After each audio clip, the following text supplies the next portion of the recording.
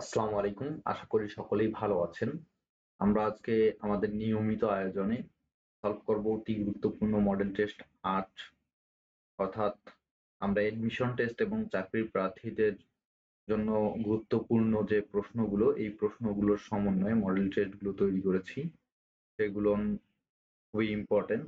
আমরা মনোযোগের সহিত দেখলে আমাদের ২০ থেকে ৩০ টি প্রশ্ন আয়ত্তে চলে আসবে। তাই আমরা কথা না বাড়িয়ে শুরু করি। ১ নাম্বার হচ্ছে দেশের বৃহত্তম অর্থনৈতিক অঞ্চলের বর্তমান নাম কি? বৃহত্তম অর্থনৈতিক অঞ্চলের বর্তমান নাম কি? বৃহত্তম অঞ্চলের বর্তমান নাম হচ্ছে জাতীয় বিশেষ অর্থনৈতিক অঞ্চল। জাতীয় বিশেষ অর্থনৈতিক অঞ্চল। তাহলে অ্যান্সার হবে এ, জাতীয় বিশেষ অর্থনৈতিক অঞ্চল। নিম্নের কোন দেশ ব্রিক্সের সহযোগী দেশের মর্যাদা পেয়েছে? অ্যান্সার হবে বি, ইন্দোনেশিয়া। অ্যান্সার হবে বি, ইন্দোনেশিয়া।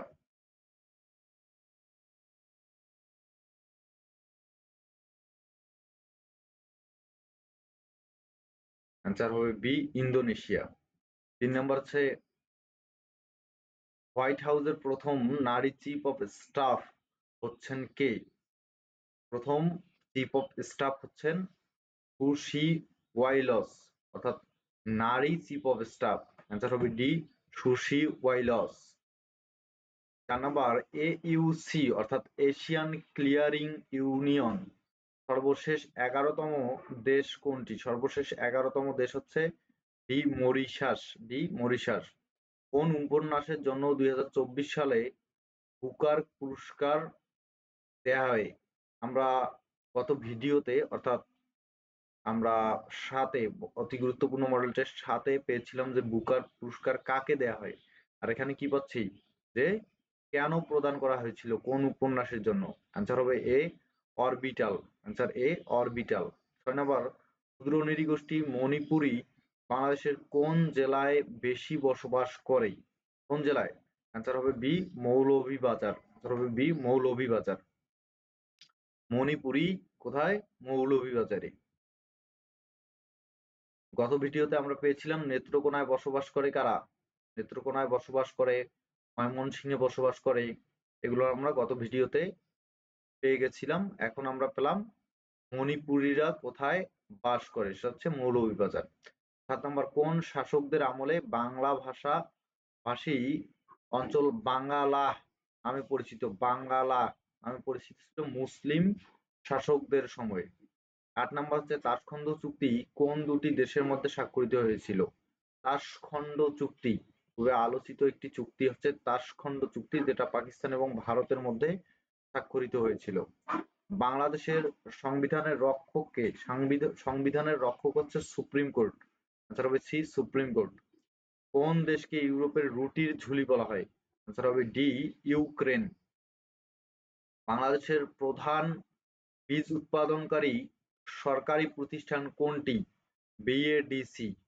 সরকারি প্রতিষ্ঠান কিসের জন্য? বীজ উৎপাদনের জন্য। কি? বিএডিসি। ১২ নম্বর হচ্ছে গ্রিন হাউস গ্যাসসমূহ নিঃসরণ নিয়ন্ত্রণ সংক্রান্ত চুক্তি দ্য কিয়োটো প্রোটোকল জাতিসংঘ কর্তৃক কত সালে গৃহীত হয়? গৃহীত হয়েছিল ১৯৯৭ সালে। ১৯৯৭ সালে। ১৩ নম্বর হচ্ছে রাজশাহীতে অবস্থিত সাবাস বাংলাদেশ ভাস্কর্যের স্থপতি কে? অ্যান্সার হবে ডি, নিতুন কুণ্ড।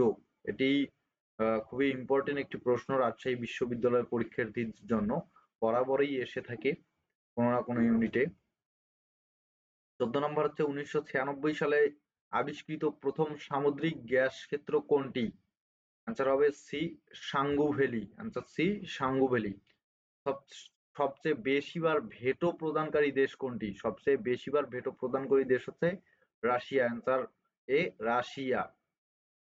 V20 গ্রুপ কিসের সাথে সম্পৃক্ত? V20 গ্রুপ সম্পৃক্ত হচ্ছে জলবায়ু পরিবর্তনের সঙ্গে। অ্যান্সার হবে সি, জলবায়ু পরিবর্তন।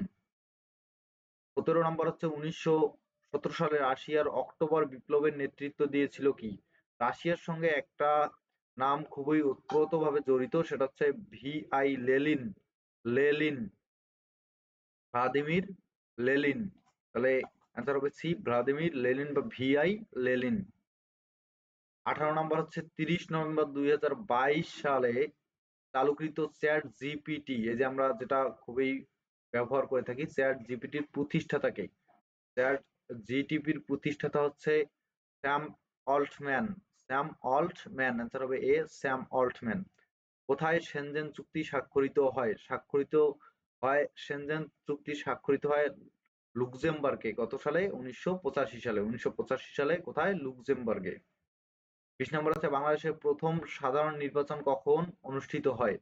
বাংলাদেশের সর্বপ্রথম সাধারণ নির্বাচন অনুষ্ঠিত হয়েছিল 1973 সালের 7ই মার্চ। 1973 সালের 7ই মার্চ। বাংলাদেশ এলডিসি থেকে মুক্ত হবে কত সালে?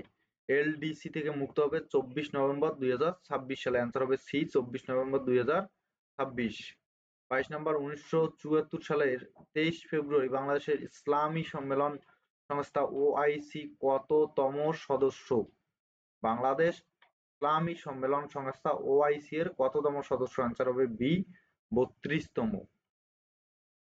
23 নম্বর হচ্ছে 1971 সালে মুক্তিযুদ্ধের সময় জাতিসংঘের কোন দেশ বাংলাদেশের পক্ষে ভেটো প্রদান করে? এটা খুবই ইম্পর্টেন্ট এবং এটা আমরা সবাই জানি যে বাংলাদেশের পক্ষে ওই সময় একটি মাত্র দেশেই দাঁড়িয়েছিল, সেটা হচ্ছে সোভিয়েত ইউনিয়ন, যা বর্তমান রাশিয়া। বাংলাদেশের জলবায়ু কি ধরনের? উত্তর হবে বি, ক্রান্তীয় মৌসুমী জলবায়ু। ক্রান্তীয় মৌসুমী জলবায়ু। পরিবেশ বিষয়ক সংগঠন গ্রিনপিসের যাত্রা শুরু হয় কবে? গ্রিনপিসের যাত্রা শুরু হয় 1971 সালে। সকলকে ধন্যবাদ এবং সকলের সুস্বাস্থ্য কামনা করে আমরা এখানেই শেষ করছি। খোদা হাফেজ।